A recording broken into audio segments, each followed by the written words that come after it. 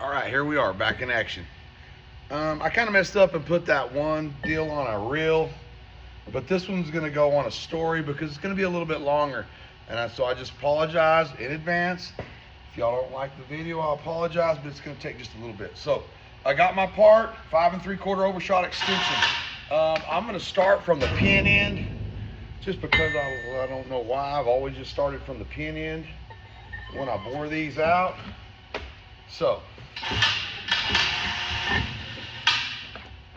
main thing you want to know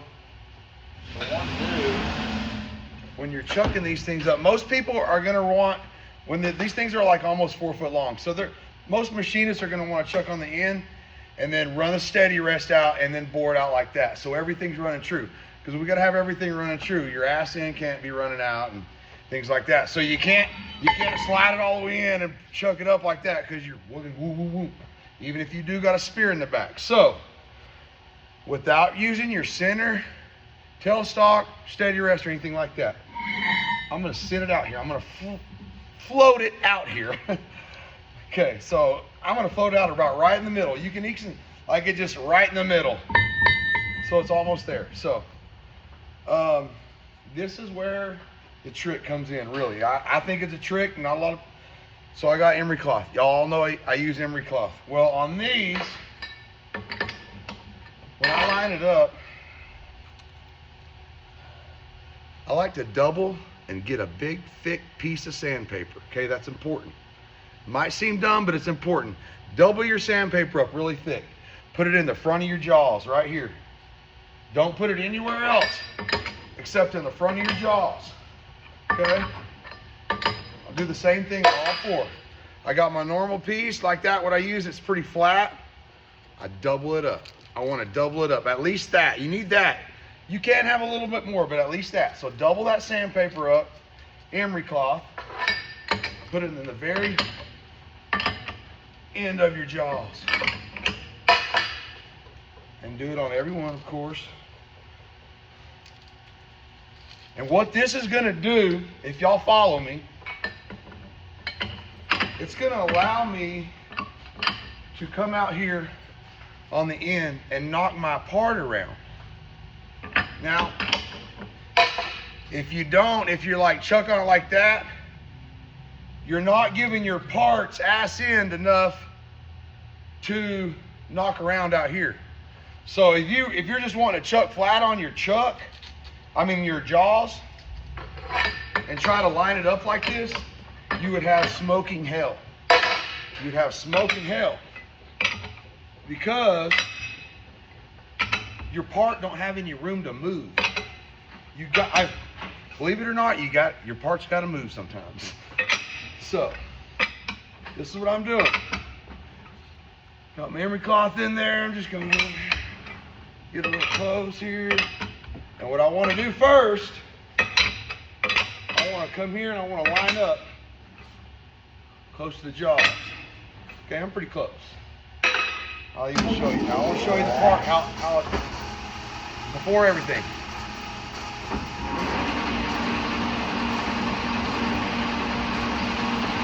Running out pretty good.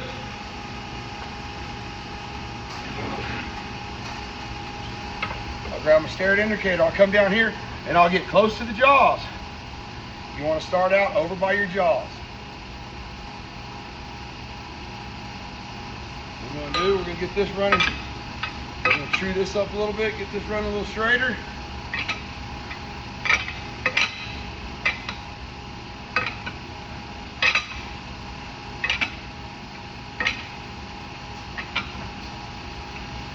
Can't get it real straight because you're going to have to come down here. I'm going to come down here, I'm going to move back. A lot of people are going to be, oh, you shouldn't be beating on your stuff, whatever. Okay, well, whatever. I got a shock-proof tip right here. It's designed for you to be able to beat on your material and indicate at the same time. That's what it's designed to do. It's stare it. Stare it makes a great indicator. So I'm going to come out here. What I'm going to do, just going to roll it. And man, it's off big time. Watch.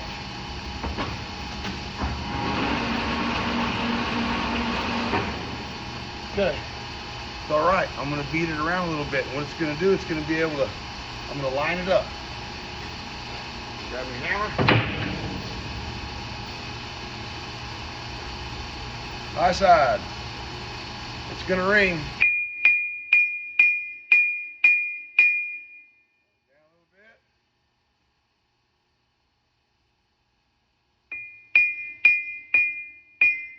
I need some hearing protection in.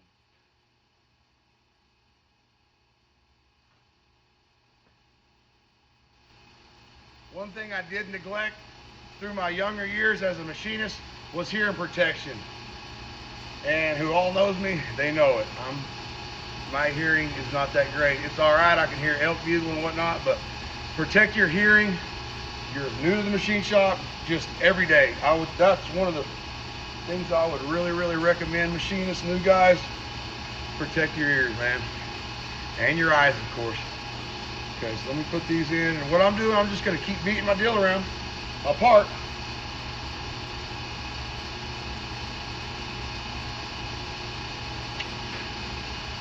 We're good to go now. Okay, so just hitting my high sides. Okay, now what you want to do, you want to come back here, boom. And it's going to be out too. Now you got to go back to indicate.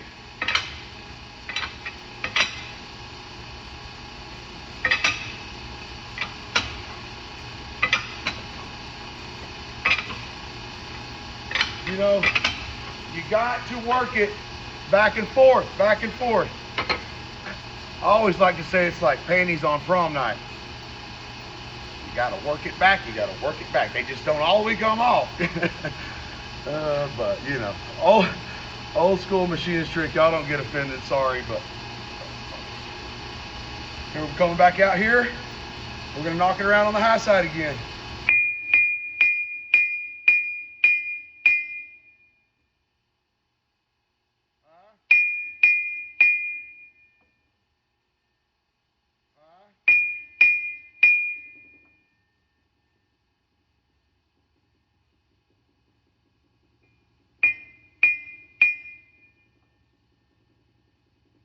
Good. I'm going to come back here, and you just want to work it back and forth. You might have to do it 2, 3 times, maybe 4. But I'm really close now.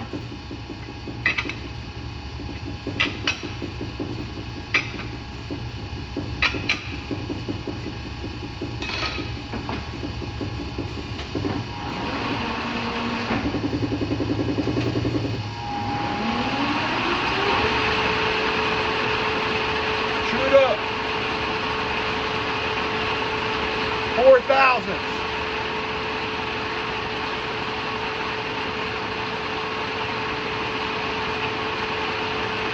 I'm 10 thou out here. That'll be just fine.